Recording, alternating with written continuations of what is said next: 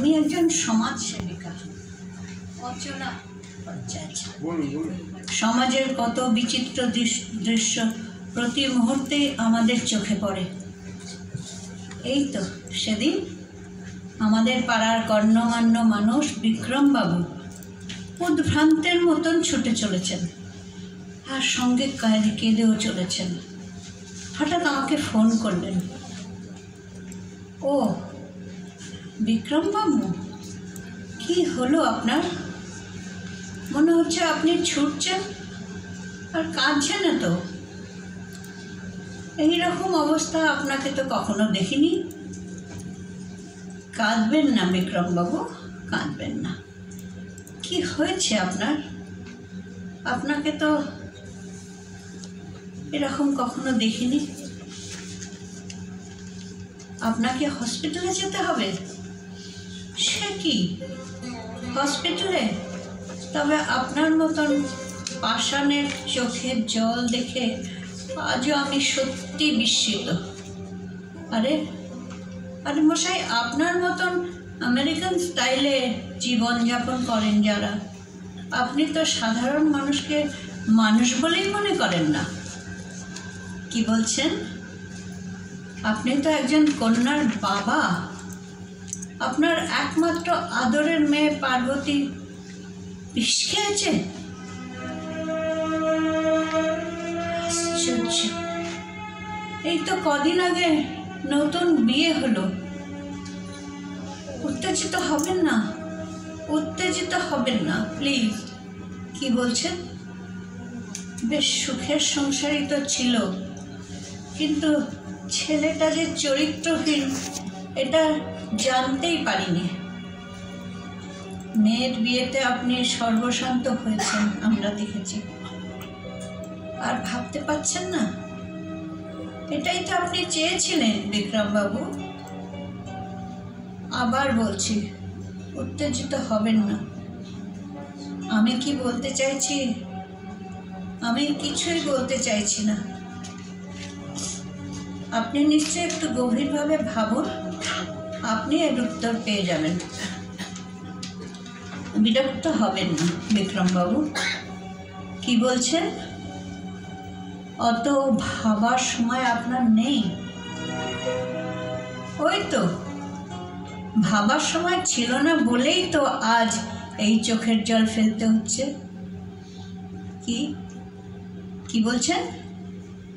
আপনি দুঃসময়ে পড়েছেন বলে আমি এই ব্যঙ্গ করছি? আপনার কথা শুনে এবার সত্যি আমার হাসি পাচ্ছে। শুনুন, আপনাকে ব্যঙ্গ করার কোনো ইচ্ছেই আমার নেই। এমনকি আপনার মতন একজন অবিবেচক বাবার সাথে কথা বলতেই আমার ইচ্ছে নেই। কি বলছেন? আপনার অপরাধ কি? আপনি তো যোগ্য বাবা হিসেবে একটা বড়লোক ছেলের সাথে আপনার মেয়ে বিয়ে দিয়েছেন।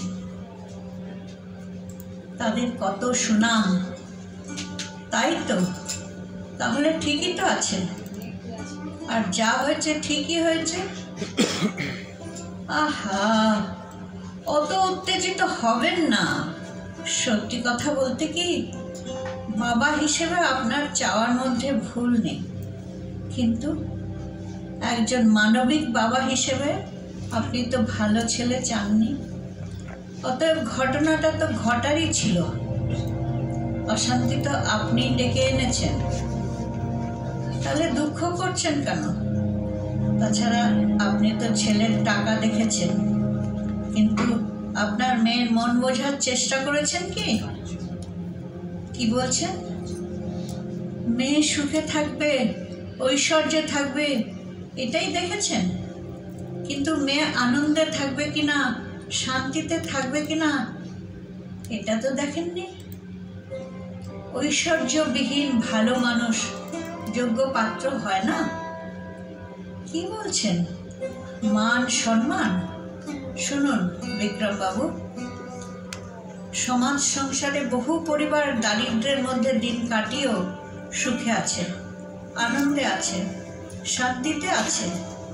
বহু গরিবের ছেলে দেশ ও দশের কল্যাণ করে স্মরণীয় হয়ে আছে, তারা কি যোগ্য পাত্র নয়? ওরা কি সংসার করে না? বাইরের রূপটাই সব নয় বিক্রমবাবু। অতএব আপনার ভুলের মাসুল হিসেবে যা হওয়ার ছিল তাই হয়েছে। এখন আর কান্নাকাটি করে কি লাভ বলুন? আপনাদের মতন বাবা মায়ের জন্য আজ কত ছেলে মেয়ে অকালে ধ্বংস হয়ে যেতে যাচ্ছে, তার খবর রাখেন? টাকাটা সব নয় বিক্রমবাবু। আপনি বলতে পারবেন আজ পর্যন্ত কটা গরিব ও ভালো মানুষের সংসার ভেঙে গেছে, আর আপনাদের মতন মানুষের কত সংসার ভেঙেছে? ছি বিক্রমবাবু, ছি। আপনি এখন ভাবছেন আপনি ঠিক করেছেন। আপনার অহংকারী মন বাস্তবকে মেনে নিতে পারছে না, তাই না? সেটা আপনার অক্ষমতা। আজ পর্যন্ত যত মেয়ে বা ছেলে বিয়ের পর অত্যাচারিত হয়েছে, সংসার ভেঙেছে, অত্যাচারের জন্য আত্মহত্যা করেছে, এই সবই আপনাদের মতো মানুষের জন্য। কি হলো, চুপ করে গেলেন কেন? মনে হচ্ছে মাথাটা নিচু হয়ে গেছে। উত্তর দিন, কি বলছেন? আমি আপনার উত্তর দেওয়ার ভাষা কেড়ে নিয়েছি? না না বিক্রমবাবু, অতক্ষণে আপনি যে অন্তর থেকে আপনার অপরাধ অনুভব করেছেন, আমি এতেই খুশি। আর কাঁদবেন না প্লিজ বিক্রমবাবু, আর কাঁদবেন না। কি বলছেন? আপনার মতন হতভাগ্য বাবা এই পৃথিবীতে যেন আর না জন্মায়। আপনার মেয়ের মতো আর কোনো মেয়েকে যেন বিষ খেতে না হয়। চিন্তা করবেন না, এই সত্যিকারের অনুতাপ চলার পথে আপনার পাথেয় হয়ে থাকবে। আর দুঃখ করবেন না, তাড়াতাড়ি হসপিটালে চলে যান। আমি অবশ্যই আপনার মেয়ের জন্য ঈশ্বরের কাছে প্রার্থনা করব, যাতে আপনার মেয়ের বিপদ কেটে যায়। পাশাপাশি আপনিও প্রার্থনা করুন আপনার মতন আর কোনো বাবা মা তাদের মেয়ের প্রতি এমন আচরণ না করে যাতে তাদের বিষ খেতে হয়। নমস্কার।